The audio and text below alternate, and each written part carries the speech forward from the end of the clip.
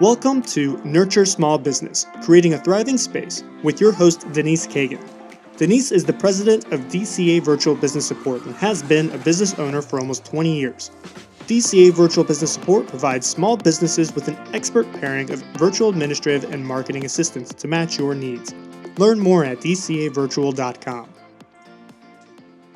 Breanna Gunn is a messaging and funnel specialist, working with business owners and solopreneurs to create messaging and processes that inspire loyalty, momentum, and action that leverages trust, authenticity, and profitability. Bree uses her more than 10 years of experience with customer service and marketing to uncover the gaps in messaging that lead to lower conversions and plugs them through customized systems, structures, and processes that are bolstered by copy that converts. Wow, what a powerful message. Bree, welcome to the show. Thank you for having me. Now, I have to ask, do you prefer Breanna or Bree? Whichever one you want to use is fine with me. I'm easy in that respect. Okay, so I'm one of those people that interchanges them. I have two team members I do the exact same thing with. So it might be either or with me, okay? Works for me. All right, perfect. We had a great conversation before we did the podcast, and you mentioned an interesting thing about yourself. Would you like to share that with us? It's just, I think, something you did in a past life. We're talking about my car sales days or my roller derby days? I didn't know about the car sales, but yes, the roller derby. Well, I used to sell cars. You're full of surprises. And I played roller derby for a short period of time until I broke my leg. Yeah, that would be enough to kind of bump you out. It was my ankle and it just didn't feel stable anymore. And it's when you're playing banked track. For those of you who are watching, the track is tilted at a 10-15 degree angle, but our track was special in that the curves were actually had a bigger bank than the sides of the track to make you go faster, so you could whip people and do other things. And it just so happened that I broke my left ankle, and so the pressure of going around the track and having all of my body weight on that ankle as we turn was just too much. So that's interesting. Yeah, you're full of surprises. I love it. I aim to please. So I'm going to lead up to what you're doing now, but I also want to talk about, you talk about several different topics, and one being work-life balance. So I know you talked about your space, and, I see a bunch of Disney characters in the background. I think that's Lion King over to the left. And, talk about how you balance having, young children at home and getting your work done and serving your clients. The easy answer to that question is I don't. I'm hanging on by a thread like everybody else. But in reality, I think a lot of it is setting expectations and then holding those expectations and having rules and understanding that kids are going to push boundaries and push rules. Like, you met my son, even though I was like, I'm getting on a call. You're not to interrupt me. This is not a call for you. We'll call Nona later. You can FaceTime her, all of those things. And he still came and said hi. Mm-hmm. So, it doesn't always work out the way we want it to, but being aware of it's not even being aware, it's making sure that you give your kids or your spouse or your partner the attention that they need, so that when you do need to go away for a minute to take a call, to do a podcast recording, to do something that's not involved in their world, they're a little bit more willing to give you that space. Like right before this, I made sure both kids had lunch. They've got their, their juice boxes, they've got their quesadillas, they've got apple slices, they're set to go. They don't need to be in my office while I'm recording. I made sure they're okay. And then later they'll come down and do homework when I'm not on calls, so that I can help them with those pieces. But I think it's lowering your expectations in total honesty. And how do you set expectations with clients? I mean, because you're right, you can't control when a kid is, I have team members that have kids under 5, and they come on screen and say some of the funniest things that in public would embarrass the crap out of us. So, oh yeah, my child ran naked through the back of my video call when he was about 3 years old. It was one of those, I'm like, nobody needs to see that. Right. And I'm trying to block with my body, and It was a whole thing. But I think for me, the biggest thing is being totally transparent with clients. Listen, I am a mom. Yes, I run a full-time business, but I am a mother. I am a wife. I work from home. You're going to meet my kids. If you don't like kids or you don't like the fact that my kids are my world, this is not going to work. And most of the time that works out really well. And people, my kids know all of my clients by name. I can tell them I'm meeting with Miss Stacy or Miss Kate or Miss whoever or Mr. whoever. And they know that that's someone that they've met before. And I think it helps them be a little bit more respectful of space because it puts a person in front of, I'm working on, Miss Stacy's stuff right now. And then okay, I know who Miss Stacy is. That makes sense. Instead of mom just saying, I'm ignoring you. I'm on my computer. I'm working. Leave me alone. It's demonstrating that I'm actually doing work for someone. And I think it helps them to see, my work ethic, that I have deadlines. I have things. Yesterday we had a conversation where I was like, I can't, my 6-year-old, he's like, Mom, I just want to snuggle. And I'm like, I would love to do that, but all I can give you right now is a hug because I have to get this copy finished. That is so sweet, first of all. He really wanted to show me the Legos in the magazine he was holding. Ulterior motive. Oh yeah. But he figured he was banking on the fact that asking me for a snuggle was cute. It was. It was totally cute. Yeah. Yeah. So my business model with my virtual assistants, that's part of what I've created it on is the platform it's a flexible schedule so you can stay home to take care of your children. And yes, we have found that there are sometimes clients that are not a match, and we hope we discover it, in our discovery calls versus once we start working with them, because that can cause problems. So I agree with, you and your discussion there that we need to set these expectations up front because yes, they have kids at home. Now so moving on from that just a bit, I want to there were some interesting things on your profile, and you mentioned lunch club in there. So yeah, can you talk a little bit about Lunch Club? And maybe start at the beginning because I'm not even sure that our listeners know what Lunch Club is. so you all know what LinkedIn is.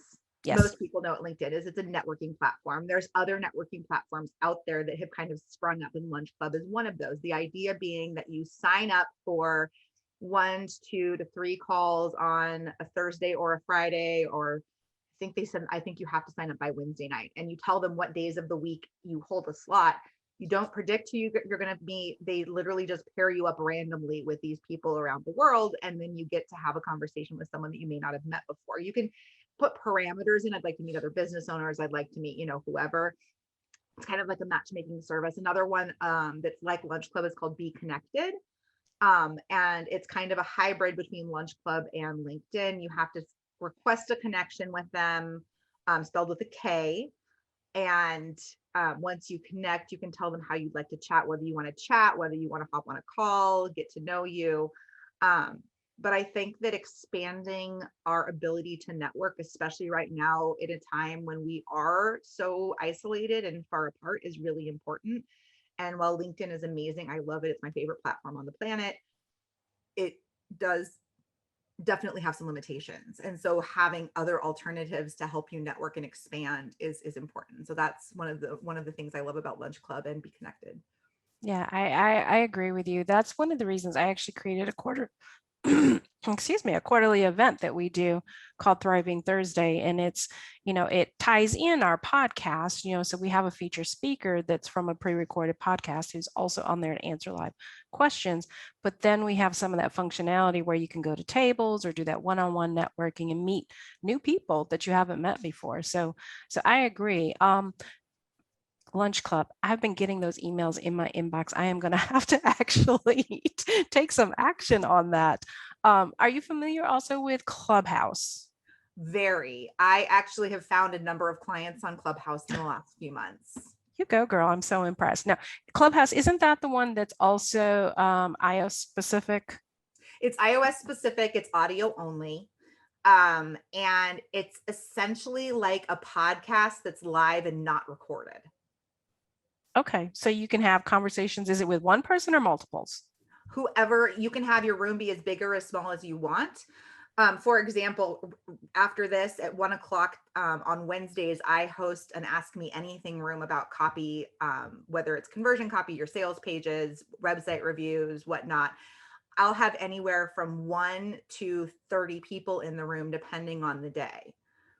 And I try really hard to make sure that it's themed properly and it, it hits all the right notes. But if you're just starting out on Clubhouse, one of the best things you can do is go search out those networking rooms and meet other people and grow your audience there, because it'll help you grow your audience on Instagram and Twitter.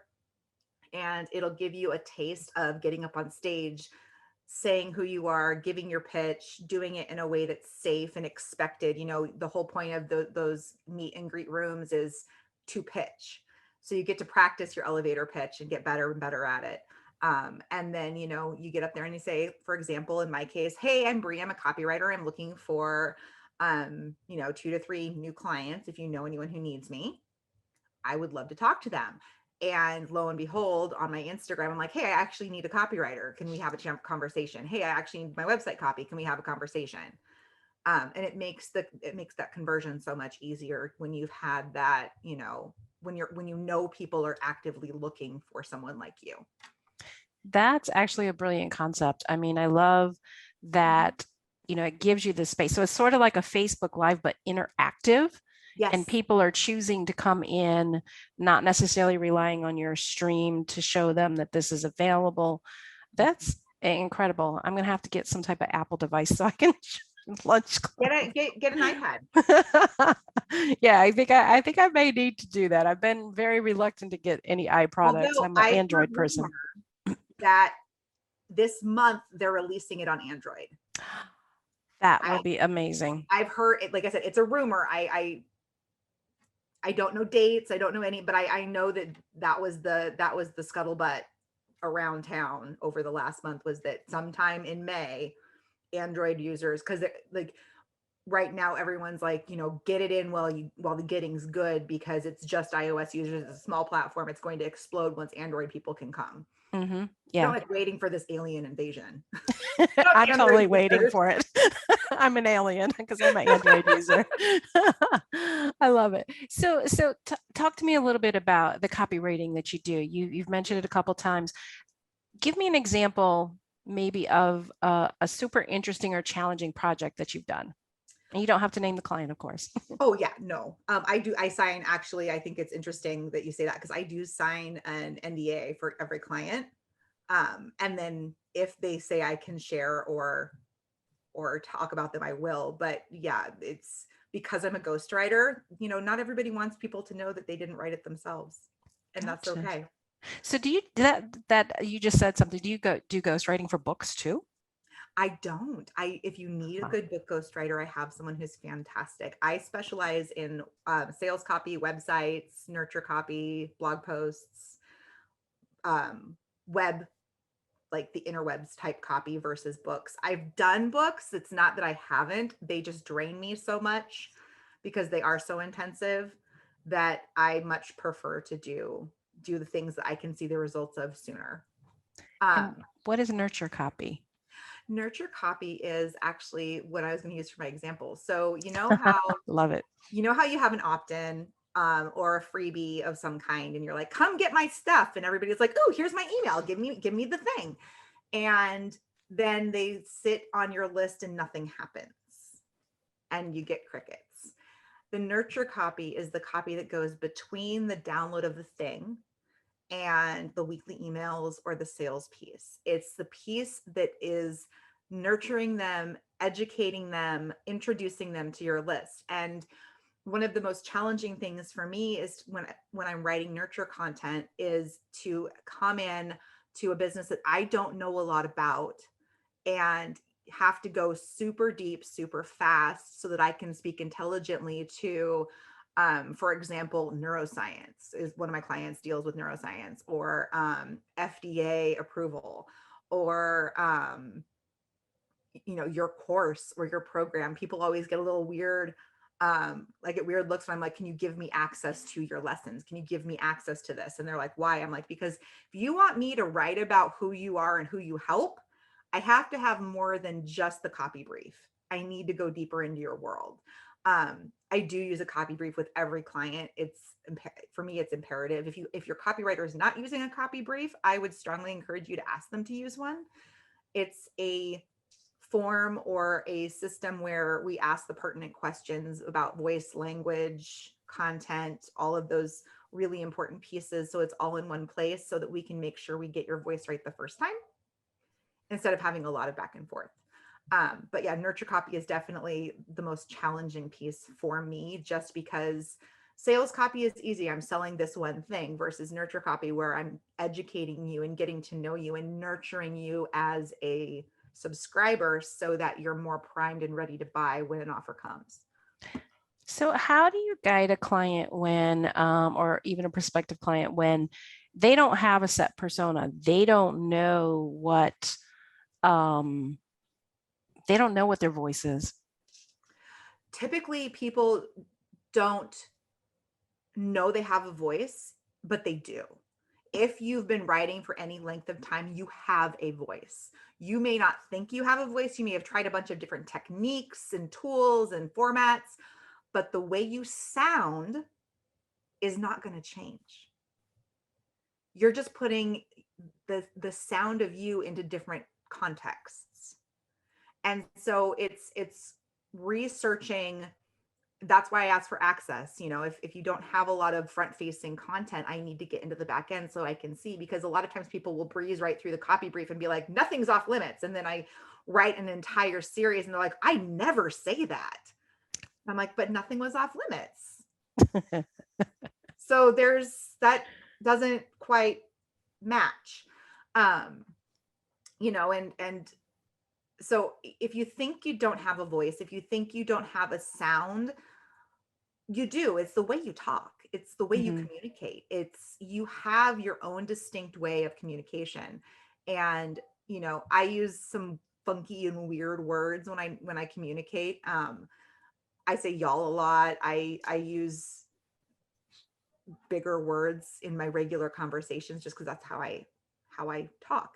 And that bleeds through into my copy. I have clients who want to be, buddy buddy and hey girl, hey, and all that. And we do that too. It really depends on your persona. And so, don't be afraid to hire a copywriter because you don't know what you sound like, because anyone who's good will be able to help you find that and show you, hey, you actually sound, this is what your voice is right here. This is a good example. Oh, okay. That's interesting. We actually created a persona sheet that when we talked to our team, like about that we're writing our blog, saying, okay, how do you envision DCA, the entity, not me specifically, because then it'd be like a baby boomer talking with old funky terms. So, right. But that's not the business. Okay. So the business wound up having far more personality. It was way more interesting than Denise is as a person necessarily. But, some of the words that came out were spunky. Okay. Spunky, yet still professional. Okay. So in other words, we're not going to be like some of the folks who drop F-bombs. That's not professional for us. Okay. Right. But spunky and where we make little jokes and things, pop reference cultures. Absolutely. So that does fit the persona. Absolutely. I love that. I love that. Awesome. I love that you use spunky. That's such a great word. It is. And so, so is this part of the changes I saw in your bio that you had changed the offerings that you have? Is this part of the changes, what you just discussed? Yeah, I'm still offering website copy and content and, your sales copy, sales pages. That hasn't changed. But I realized earlier this year that a big part of what I do is drive clients to meet their, the coach or the consultant or the service provider that they're looking for. And so I've shifted part of my business. It used to just be consulting to actually be an incubator of sorts, where we go through and I teach you everything I know about marketing and networking as a business owner to help you find more clients. And we bring in the copy piece and the branding piece and get it all, so you know your voice, you know the words you want to use, you know how to show up online, you know when to show up online, where to show up online, how to show up online, all of those pieces. And then I teach you how I leveraged my social media, specifically LinkedIn, to sign $80,000 in clients in 60 days. And I teach that format to my students so that they can do the same thing. I've had students that, were shocked that I had one yesterday. She's like, she paid for the program and literally got a Voxer message, which I love Voxer. It's a walkie-talkie app for those of you who don't know what it is. I didn't know what it was, but my mind was like, what is that? I knew it was a messaging app. I use it for my team because sometimes it's faster to like just say something than Slack typing it out or emailing it. So for those quick and like those pieces where you need that quick communication, it's a great tool. But she Slacked me and she's like, I literally just landed a client for the exact amount I paid for the program. Perfect. That's a great story. And all she'd done is go through the first module.